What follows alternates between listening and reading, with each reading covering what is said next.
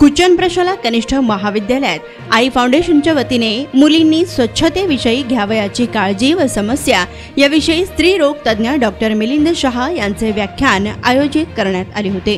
कार्यक्रमाची सुरुवात होमहवन करून करण्यात आली। कार्यक्रमाचे प्रास्ताविक आई प्रतिष्ठानच्या सृष्टी डांगरे यांनी केलं।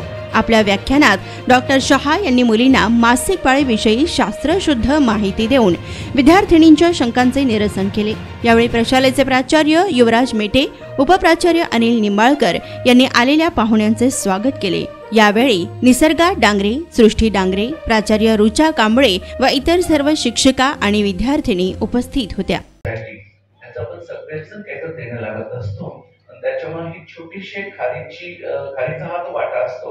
या बातमीचे प्रायोजक आहेत हॉटेल रोहित।